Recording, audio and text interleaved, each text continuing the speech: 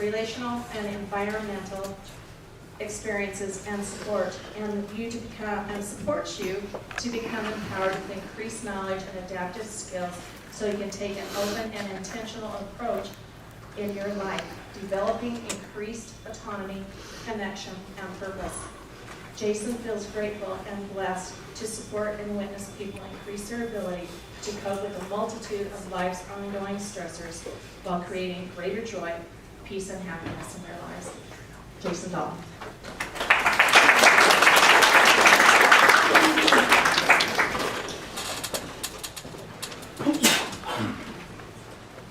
I want to try this without the microphone first. Can everyone hear me? I need it for this. You need it for that?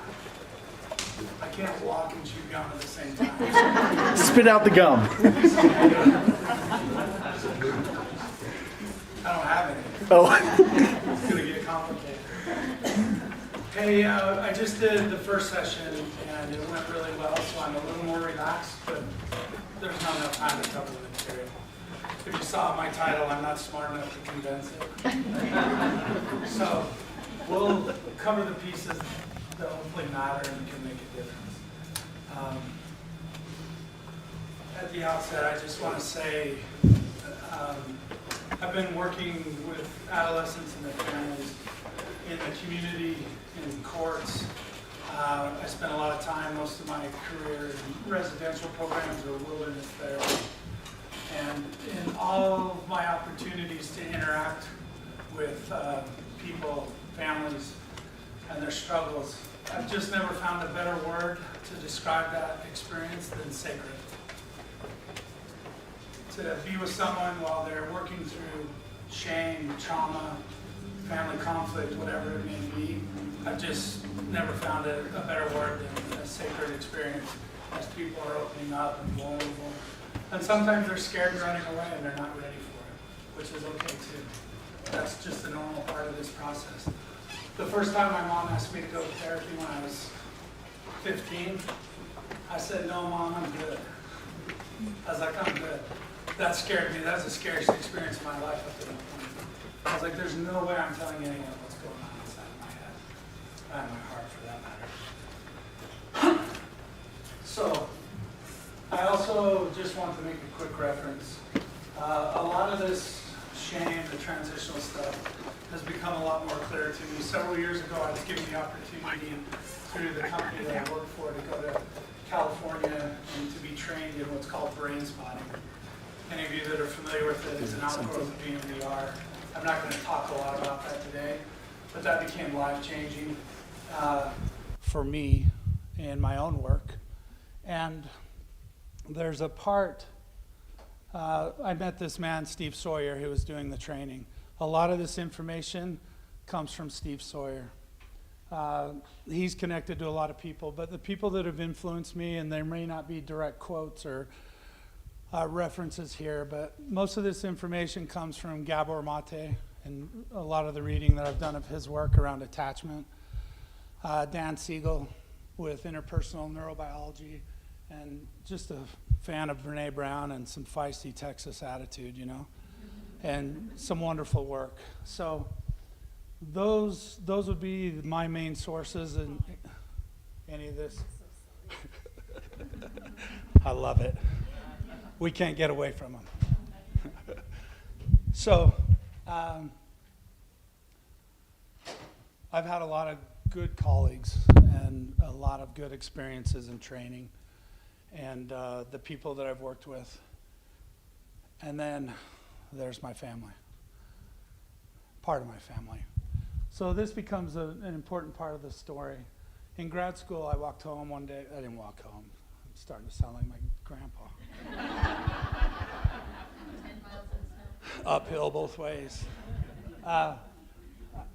If you ever ride your bike up Blacksmith Fork, it's true.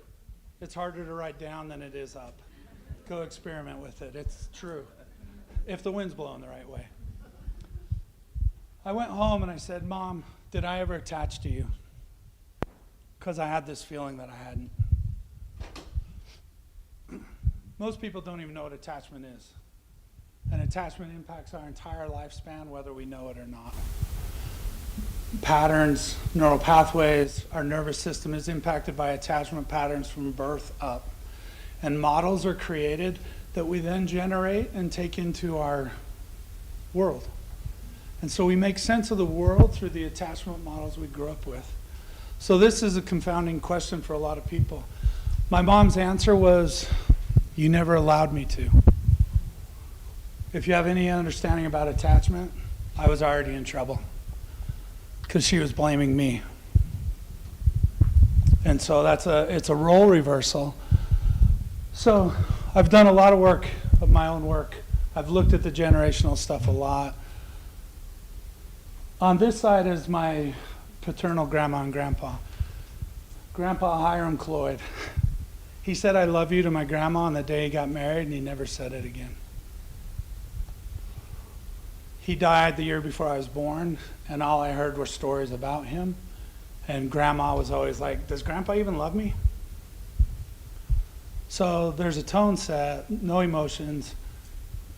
My dad, great guy, but emotionally incompetent. I mean, fully incompetent. I started to approach him about some of these things at that same time.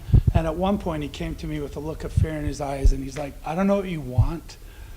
This is all you get, drop it." Now that might sound harsh, but at least he was honest. And that gave me something to work with. So, we'll talk about this a little bit later. This is my own narrative. My great-grandpa at 70-something had such an avoidant attachment, is what I'm saying, that he's walking home from the market, he was walking, in a whiteout, won't ask for help, goes into a field and dies. So this stuff can be generational. When I look at my mom's side, grandpa, his mom died at a young age. He's 13, 14, 15. He jumps on a train and runs away. So he leaves Utah and goes to Washington on a train. I was like, that's cool. My favorite story was Boxcar Children as a kid. It didn't work out and he had to come back.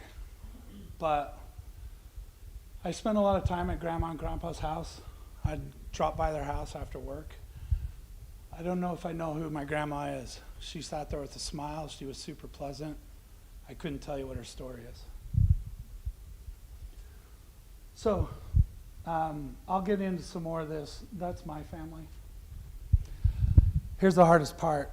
We all grow up saying, I'm going to do this good part that mom and dad did, and I'm not going to do this ever. And I exactly became them in so many ways, even trying not to. Now, that doesn't mean we're doomed. It just speaks to the power of this and these attachment models that are created before we're verbal. And the good news is they can change because the brain has neuroplasticity. It's not about what happened, it's about how we experienced it. All of that allows us to be more empowered to create change in our life. So, this has to be, I won't read this in its entirety. Gabor Mate, I love what he says. And in his book, someone wrote him some feedback and was saying, hey, I'll never just blame my mom for everything. And so his start in is, moreover, he had misunderstood the point. He had missed the point. There's nothing in my book that blamed parents or advocated doing so. In fact, and I love this, I explain over several pages why parent blaming is inappropriate, inaccurate, and unscientific. Now, if my shame gets triggered, oh, I'm blaming my mom. But I know that that's not the right thing, and it's not helpful, but that is the natural tendency. In a victim stance, that's kind of where I've gone in the past. This happened to me, someone did something to me kind of mindset. So I'm not going to read the rest of that. So whether you're familiar with attachment or not, here's a brief overview of attachment. Dan Siegel, he says we're born with what's called an attachment expectancy model. So biologically, we're driven towards attachment. We already know that mammals are dependent on their caregivers, and without that, they wouldn't survive.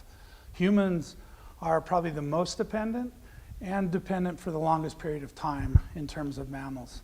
So that need for a caregiver to be there is present and necessary. So basically, when an infant has a need, hungry, scared, cold, whatever it may be, we already know this. It creates arousal or dysregulation. And how we know this is a baby cries. And so there's a further explanation about the cry. This arousal, the nervous system kicks in. It's the baby needs something. So with that in place, that's not me.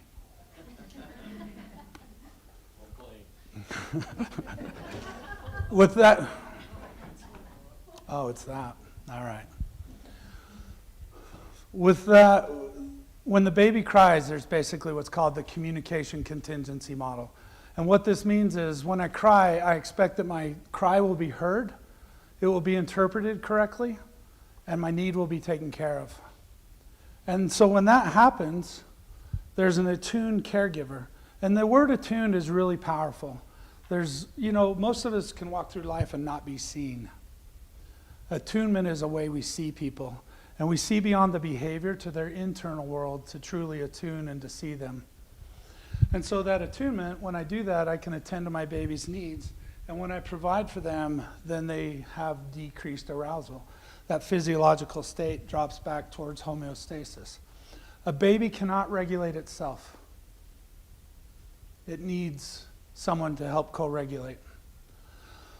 So, when this decreased arousal happens, trust occurs, and not a mental construct like we talk about it, but a physiological, a felt sense of trust. And when that felt sense of trust happens, connection happens.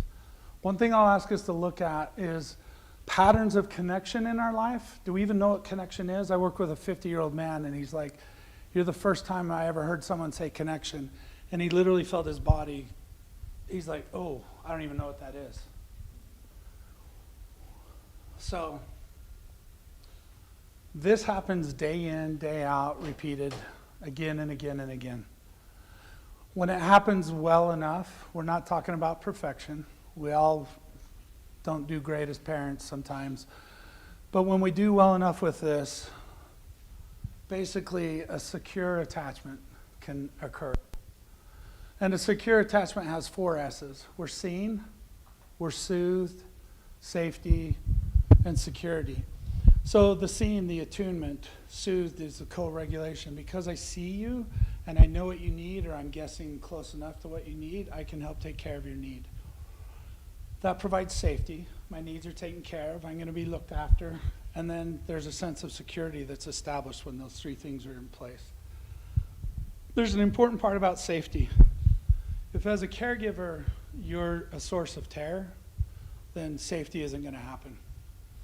Because again, in that attachment expectancy model, there's a part of our biology, a part of our brain that draws us towards a caregiver for connection.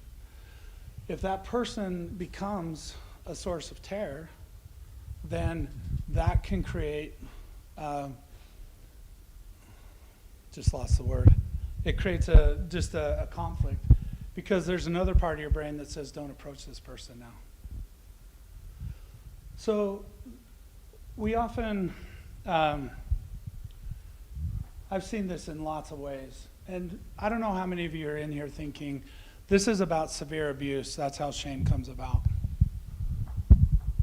I see it all the time, working with sexual abuse, physical abuse, all sorts of abuse. On a subtler level, I wasn't abused at home. And Gabor Mate does, in The Myth of Normal, he has a great explanation of trauma, small t, big T trauma. He does a great job with it. But one of the things that he delineates in there is like, sometimes it's not what happened, it's the good things that didn't happen. And so when we have a lack of attunement, that can be a source of small t trauma. So it's something that's worth considering about the importance and the significance of this. So if, as a caregiver, we've created that conflict, it can be difficult. Here's what the lack of safety can look like. If my kid's used to seeing me and one night I come home drunk, for example, and he sees me in this altered state, that can create fear. It's like, who's this? because we're so much more attuned to those things than we know we are. Body language, small facial gestures, the muscle twitches. We read that really well. Some of us quit paying attention to it and we quit ignoring it, but that's part of attunement as well. A lot more of us disassociate than we give ourselves, than we talk about or acknowledge. Even a state of dissociation can be like a source of fear. Because it's like, oh, dad's someone different now. So those are just some things to consider. Same process going on when we encounter an unattuned caregiver.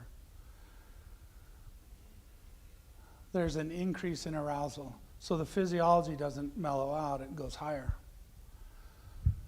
One thing that is really important right here, there's a word around shame and trauma that you can never overlook, is lonely. Most of again, if it's in the context of not what happened, but how we experienced it, loneliness is a core piece of all of that. And so loneliness becomes, and this is where shame can start, and I'll explain a little bit more about this, but the loneliness can become a powerful piece. This leads to a state of mistrust, again, physiological, it's felt in the body. And so when there's mistrust, there's disconnection. And disconnection, we'll go over this in just a second, but the secure attachment is a secure and organized pattern of attachment. The other two that we can talk about are avoidant and ambivalent. And in avoidant and ambivalent, they're organized patterns. They're modifications or adaptations to a non-secure approach to attachment. So as we modify that way, we move into states of protection. So if any of you are familiar with the infant strain situation, a lot of you probably are. Basically, and I'll try to use caregiver response just to be appropriate, because an important thing, we don't just have one attachment style and we don't just attach to one person. We can have multiple attachment figures, and therefore we've probably been exposed to all of these attachment styles. And so we don't need to get locked into one type or the other. But I will. I'm avoidant and ambivalent. And I've been able to create what's called an earned or a learned secure attachment. So in the infant strain situation, basically a mom takes the infant into a room at 12 months old. And in the room is a stranger. Not that scary. It's a research assistant, but a stranger nonetheless. And wonderful toys. So at some point, baby starts playing with the toys. Mom walks out. Every baby's distressed when mom walks out. That's not the measure of attachment. When mom walks back in, the way the baby responds tells us what the attachment pattern is. So the secure attachment, baby goes back to mom, is seen and soothed. And because I have this secure foundation, it's like, Mom, those toys are pretty cool. I'm out of here. And so that's what a secure attachment is. I have a secure foundation that's my anchor, and it serves as a launching pad. It's okay to venture out because I have this secure foundation. I always thought I was crazy as an 8-year-old riding my bike around the neighborhood, like with an escape plan. Someone's out to get me, and I need a way to get away. I'm like, something's wrong. For me, it was a non-secure attachment. That's in all my work, I've come to understand that need to hide related to shame and a non-secure attachment. So in an avoidant, mom walks back in, the baby just looks at mom, and it's kind of like, why would I go to you? You haven't done anything for me anyway. And in the avoidant pattern, we're not as, again, we're misattuned, we're not necessarily responding in a timely way to our baby, to their needs. So that avoidant is kind of like, I'm on my own. I'm going to keep everyone at arm's length. The ambivalent is basically when the caregiver, in ambivalent, the caregiver is there and then they're not there.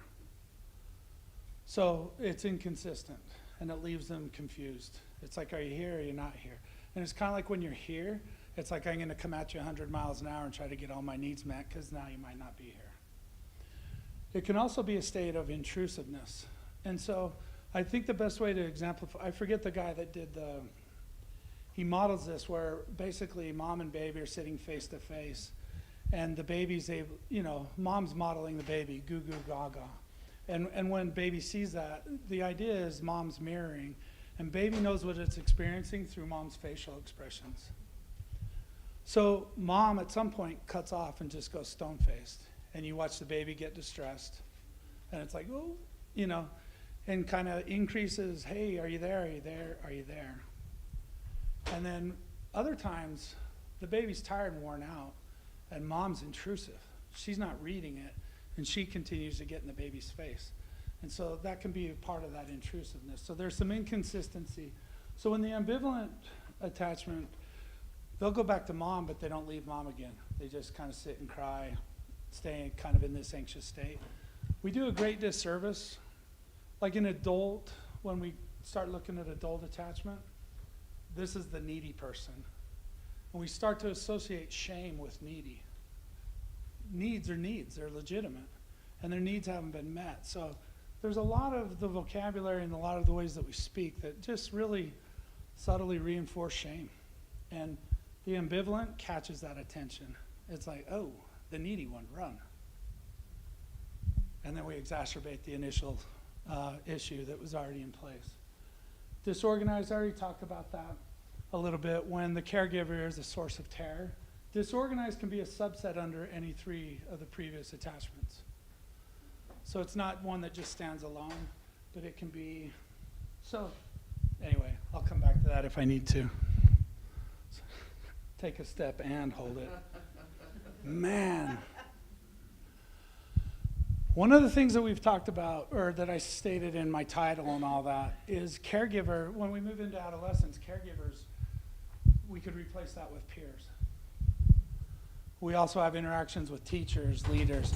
I've spent a lot of time looking at my teachers, and I probably have 2 teachers that saw me as a kid. I don't blame teachers. Again, there's no space for blame. If you've got 30-something kids and you've got all sorts of emotional issues, I mean, teachers are in an unfair situation. But I went to school and I was invisible in school. It's like, ugh, it just felt weird. There was a time I was out playing and we were throwing rocks, because boys throw rocks. And I threw one down a pipe because we had an irrigation ditch on the side of the playground. Lo and behold, a kid stuck his head. And I remember the teacher, and again, this is my own experience. The rock hit him in the head, and she dragged me to the principal's office like I was a criminal. No attunement. I was a kind kid back then. That was a complete accident. So, religion, I'm a strong advocate here. Sometimes religious culture sucks. It's damaging. It can be really damaging. Again, not about blame, but understanding. But I really like working against the culture that reinforces shame. So whatever it may be, when the caregiver, this is going to delineate a little bit more carefully about the attuned or non-attuned response. So I'm just switching out non-attuned to shame-based. And this is from the work of Steve Sawyer and the training I did with him. But in attunement, either of these approaches immediately start to have an impact on sense of self. And so in attunement and co-regulation, we develop a pretty healthy sense of self. We're well regulated. We can manage emotions, thoughts. We can manage relationships. It's kind of the outcome of a secure attachment. It's like my needs are worth attending to. Someone's taking care of me. So shame-based can produce something a little different. But the way this starts to really happen is in this interaction, either way, is there space for emotions? Are emotions tolerated? And are emotions, can you talk about them? Can you express them? What I learned in my family, never said once, but absolutely role modeled, we don't do emotions. Suppress them. So I have a lot of memories of suppressed emotion. My oldest brother had a newborn, premature, died 12 hours later. He was older than me. I'm at the younger end of the family. I go look in her casket.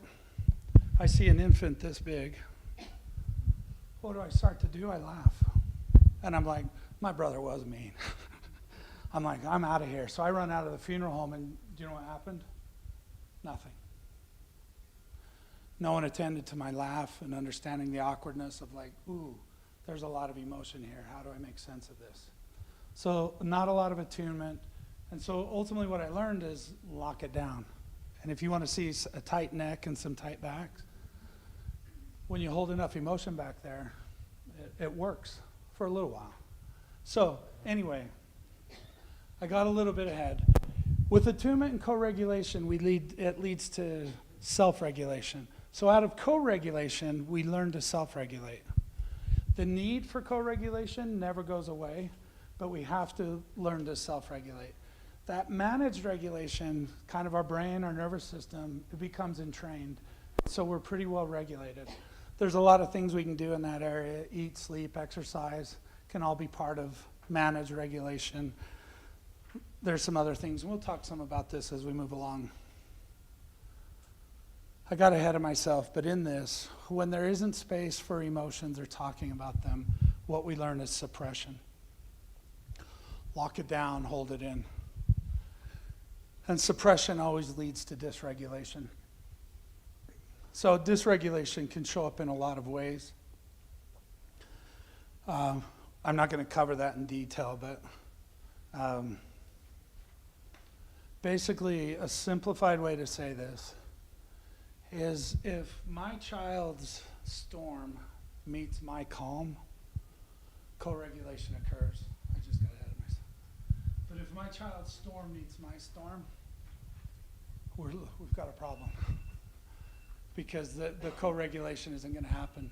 So one of the ways that this really shows up, and this becomes a painful part, another source of shame, is if I'm getting a shame-based response, if we apply this to the animal kingdom, basically like, and that infant's need for the caregiver, when the caregiver is dysregulated, that's their storm. I haven't done my own work. I'm dysregulated. Then part of what can happen is the child might say, well, I'll be responsible for everything, so you'll feed me tonight. And so if they start to take on the parents and start to regulate the parents, there's a role reversal. And this is subtle. I work with children. I work with 40-year-old, 50-year-old children that are still absolutely afraid. They've never been abused, and they're still absolutely afraid to confront their parents. I can't share this. This will upset my mom. I'll hurt her. And it's so entrained in the nervous system and in their body that it's like even at that age when they haven't done the work, this evokes fear. It's like, I can't do this. It'll ruin the relationship. Because ultimately, if I don't, I'm out. And that's part of the essence of shame is, I'm not good enough or something, I'm inadequate, so I'll be rejected, I'll be abandoned, whatever it might be. So when we appease, I'll be responsible, I'll take care of your feelings, shame can ensue. And again, that's another lonely place. And what really happens here, this is the ways we start to protect, but we actually are disconnecting from self. I'm going to suppress my thoughts, my feelings, my sensations in my body, my needs to take care of yours, and I start to disconnect from self. One of the key ingredients to connection is vulnerability. And when they describe this as part of the essence of shame. When our attempts for connection are not met, shame ensues. Because that pain I'm not connecting. And so that vulnerability can be one of the first things we start to disconnect from. Because that vulnerability is a threat to us. Because it's where we get hurt. So we start to build, and you either know this in your own life, you see it in your relationships, but some people are just very protected. And I think protected is a much better word than guarded, defended. That just this is more kind of nervous system based. We don't have time for this, but if any of you have seen Hillbilly Elegy, it's a powerful example of this. He's running through memories all the time. And essentially his mom's in this place of hurt. And so she's always like, hey, come hold my hand. So he walks up and he holds her hand, and this first clip is when he's a little kid. And basically he looks at mom and he says, "Did I do something wrong?" And that's, again, it's the essence of appeasement and shame, because he's taking care of mom's feelings. Because if your adult if your caregiver's not taking care of you, you're at risk. How do you survive in the world? So this can really be a powerful, powerful place. And so I'm going to skip that. Shame, real quick. Carl Jung, I'm not going to quote this exactly, but Carl Jung describes shame as kind of, I think, the soul-eating. It's destructive. Brene Brown says that shame robs our ability or our desire or our belief that we can change. So shame can manifest in some of these three primary ways. And if we go to Brene Brown's definition, we do shame a disservice if we just call it a feeling word. Shame is written in our body. It's physiological in nature. It throws us into fight or flight. It throws us into collapse. And shame, we're usually hiding, so we're not engaging in productive ways. And anyone that's familiar with the polyvagal, when we're in the sympathetic fight or flight and nothing's changing, the only other option is collapse. So we drop into a collapsed state at that point. So when we're doing this, two definitions. Essentially, I'm unlovable. I'm not good enough. I'm fundamentally flawed. I've heard shame expressed in the most colorful of descriptions. I'll spare everyone. They're fun to say, but I'll save it for the parking lot. If that's part A, part B is because of I'll be alone. I'll be rejected. I'll be abandoned. So the essence of shame is hide. Hide. Because if someone sees you for who you are, you're going to be rejected. And again, so this fear and the way that it's getting written into our bodies becomes really important. So some people just choose to say, I'm going to prove that this is true. I'm going to act out. I'm going to self-sabotage. And I'm really good at it. Other people get really good at hiding. I'm going to go into a hypervigilant state. I'm going to take on perfectionism, which is appeasement. I'll be what you want me to be. So again, the disconnection from self. I'm stopping paying attention to what I need, and I'm focused on taking care of other people so that I'll be okay. Narcissism, it's current pop culture. The effects are true. I mean, we have to have good boundaries. But narcissism is another area that's just, we're doubling the shame. I come in, someone comes in to work with me and they're a narcissist, and I'm like, let's get used to saying this dirty word. In this context, they're the most protected person. I often say the narcissist is the one holding the most pain in the room, and they're not willing to touch it. So we have to approach that in a non-shame-based kind of way. If any of you are familiar with the shame cycle, I've kind of modified the words to this, but essentially this is a repeat of what we've talked about. Because of that fear of rejection, loneliness, I'm going to become perceptive, hypervigilant. I can be very sensitive. My wife knows how sensitive I am around my shame. We can also have a lot of empathy, understanding. So that kind of oversees all of it. We're always on watch. I need to protect and I need to read people. I can't quote this well, but I think there's research where someone with shame or trauma, they can read the room quicker than the average person can. So they're hyper attuned, and then they know how to modify. So in that appeasement, I'll be what you want me to be. I suppress, I'm disconnecting from myself. I can start to act out. I took the liberty, if any of you are familiar with the three faces, or the drama triangle. I forget what the actual article is called. Anyway, I just plugged these in because I think the way shame manifests fits the different stances. When we're putting so much effort into taking care of others, it doesn't work. My mom is the greatest, most loving person in the world, and she's still not good enough. She's 88. She's approaching the other side pretty quickly. And in her mind, she's still not good enough for heaven. If you ask anyone in the community, they love her. She's done as much good.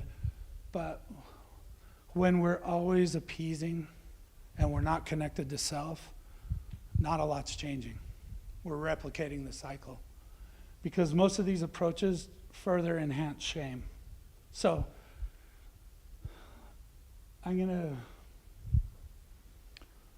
if there's a lot about disconnection from self and shame and attachment, Murray Bowen, in his approach to family therapy, he in talking about autonomy or differentiation, now I'll get in trouble here, but basically, the differential on a truck allows two separate parts to work together while remaining separate.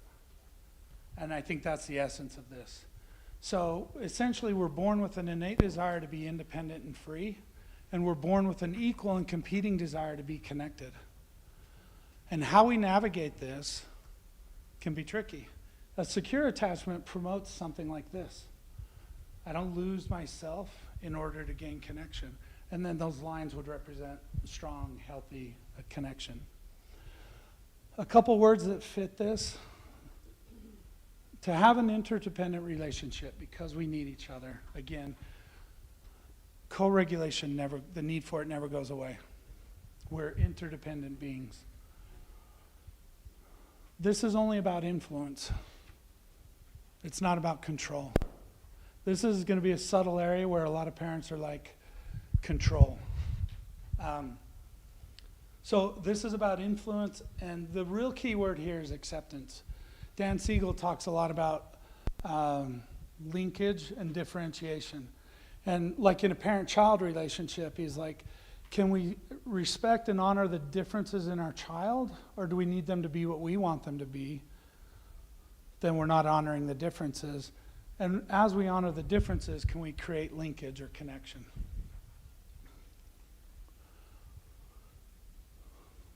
Shame probably fits here. This might be more of the ambivalent attachment style. It doesn't matter. None of this, it doesn't have to be a precise fit. And I'm not big on labels. But in the codependent, we go back to what Brene Brown says. This is fitting in. This is counterfeit to acceptance. I'm going to suppress a part of myself where it overlaps in order to fit in. We hope it's for acceptance, but we know ourselves that we're suppressing, we're not being authentic. And so when we're not authentic, Brene Brown says that space always results in pain and suffering.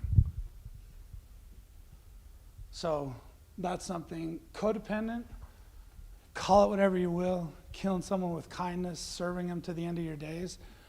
There's always an element of control here. And I'll argue with anyone that wants to. If you want to call it something else, I mean, there can be another face to it, but in a codependent state, it's about control. It's a state of protection. This is America, polarized, separating. We're independent. We're out west. We do it ourselves. There's an element of that. Again, we have an innate desire to be independent and free. There's nothing wrong with it. But when it comes at the cost of separation, we're not connecting. And that's another essential element, is being able to connect. One thing on this real quick. This is just a chart of the same thing we're talking about. A lot of times parents, if they have a defiant kid, then they're really pleased with their compliant child. This is probably the most overlooked aspect, because we take our compliant child as a good child, but if our compliant child is appeasing, then there's a storm that's waiting to unfurl. Appeasement happens all the time. You see it in religion, in faith development. They hit a certain stage, it's like, I'm done, I'm out. So we have to be really careful. Are we creating compliance and suppression, or are we truly creating autonomy? And there's a lot we can look at in terms of parenting skills, attachment. I mean, there's just too much information. We could spend days talking about this stuff. But compliance, be cautious. Don't accept it just because it's easy. So some of the things that we can do. If we go back to Murray Bowen, and he says the roots of autonomy start within ourselves. So we have to know, and we can use Dan Siegel's language, the linkage but the differentiation between our emotional side and our rational side. So in therapy, when I'm working with someone, I'm like, what are you feeling? They'll give me a lengthy cognitive explanation that had no feeling words in it. People have literally, they become disconnected. I worked with an individual in a couple session, and his wife's crying, and it's like, can you see that? He's like, yeah, I can see that. I was like, what are you feeling? I don't know. I'm feeling something. Where is it in your body? I don't know, but I know it's there. This guy was brilliant, but he was so disconnected. So in this, Dan Siegel, if any of you are familiar with his work, the interpersonal neurobiology, he talks about 9 states of integration. I'm not going to cover all those, but all those would also fit within this circle. Because if this circle represents self, what we really need to do is get back into self. We need to be connected with what we're feeling, what our body's telling us, because our body communicates a lot to us. So understanding that. But some of the states he talks about is being integrated in terms of memory, narrative, our life story. In the attachment quote, there was a thing from Dan Siegel that he says a parent that's made sense of their attachment history is, I'm paraphrasing, is less likely to pass on their attachment style. So the essence of what he says is the more you do your own work, that's the greatest gift you can give your kid, because you're less likely to pass your stuff on. And that's the transitional character. When we start to interrupt generational transmission, we become a transitional character. And this is a powerful place. It's a painful place. There's a lot, Gabor Mate talks about this, that doing this heavy lifting, digging in deep like this, not a lot of people want to do it. It's kind of scary. It hurts for some, depending on your history. But it's worth it. Dan Siegel also, this is an important thing just to help us be more aware, consciousness. Dan Siegel is a psychiatrist, does a lot of therapy, and he's at UCLA, and essentially he took anyone from UCLA that would work with him to come up with a definition of the mind. So in the 90s, when brain scans came online, everyone became really excited. We've learned what we have from that. But he's like, let's define the mind. He said this was a really difficult process. It nearly didn't work. But in the end, what they were all able to agree upon is the mind is our ability to manage energy and information flow within ourselves. Because we all have energy. Like my heater's on right now. I'm producing a lot of energy. I'm going to need to run outside and cool off when this is over. I'm also producing energy, shaping air molecules and sending them to you guys in terms of energy and information. I can look in your guys' faces and say, oh boy, putting you to sleep, or it might be all right. We'll have to see. But again, this important piece, the relationship between. So we have that energy and information flow between and within. And so we want to start to pay attention to that. One of the ways we can start to evaluate ourselves and our relationships, can we see? Can we see ourselves? Can we soothe ourselves? Do I have any self-regulation skills? Is there safety, security? So that becomes, as we go through this, I want to emphasize 2 things. And we'll run out of time probably before we get through this. All of this starts with self and applies to the relationship. Brene Brown, I think, says it really well, that shame happens in a relationship, so part of it has to happen in the context of relationship as well. So Dan Siegel, he's an acronym weirdo. His phrase is, do your part of connection. So again, do your part of connecting with yourself, do your part of connecting with others by presence, attunement, resonance, and trust. So presence, if you guys go to a restaurant tonight, look at how many couples are sitting together and how attuned or how present they are. It's like if your phone was still there. You see this more often or not. People are on their phones and they're not even connecting. If we're on our phones, we're not present unless we're present with what we're doing on our phone. But in the context of a relationship, it takes us out of presence immediately. Attunement, we've covered that.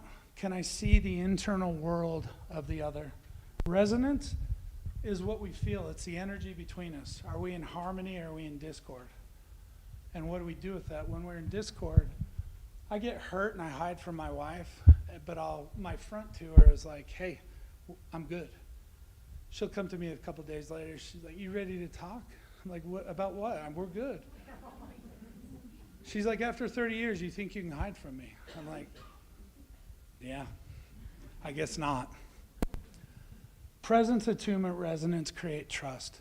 People with shame, one of the most common phrases I hear from them is, I don't trust myself, I don't know myself.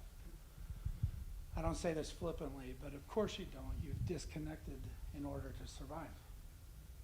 So the work becomes to plug back in. And we're going to run out of time. This sift becomes a great way. What am I sensing in my body? What images are going through my mind?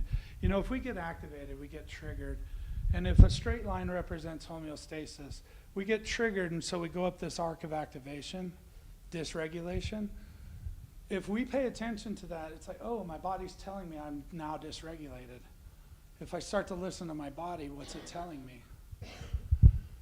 Images that go through my mind, can I tolerate these? What feelings, what thoughts? So kind of it's a great way to start to track. When we do this in Dan Siegel's language, we're developing mind sight, or these maps. We're understanding ourselves. We're moving towards integration. And so when we do it for others, empathy.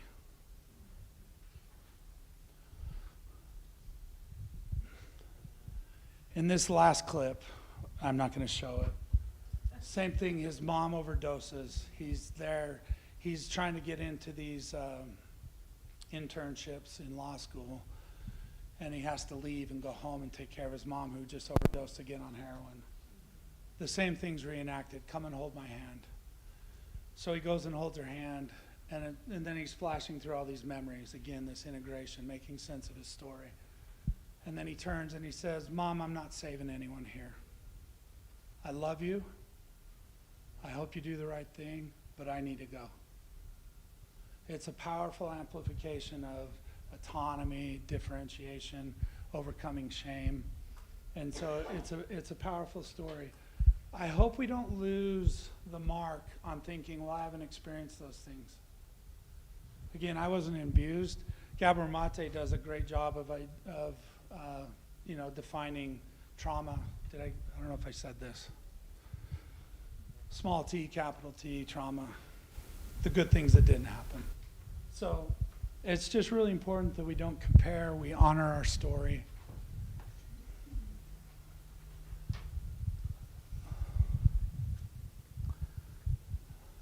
I'm getting old enough. The guy that did Hero's Journey, what's his name? Joseph Campbell. Thank you. Joseph Campbell in the Hero's Journey says we're always invited in onto the hero's journey. There's a heroine's journey. But we always resist. If anyone's been on Angel's Landing in Zion's, this tree is right there as you get to the top before you walk out. This is that gate for me, that invitation to see something so much bigger and more expansive than you can sometimes see when you're walking over the neck of that. When we enter that doorway and we can start to practice these things, we can start to pay attention to our own attachment patterns. It's a great invitation to free ourselves. That's a lot of my focus and work with people, is how do we increase our emotional, relational freedom, autonomy. And so I appreciate everyone being here. I hope this has been helpful. I hope that invitation stands to who it needs to, and take a deeper look at your life and work towards the joy that can be ours. Thanks, everyone.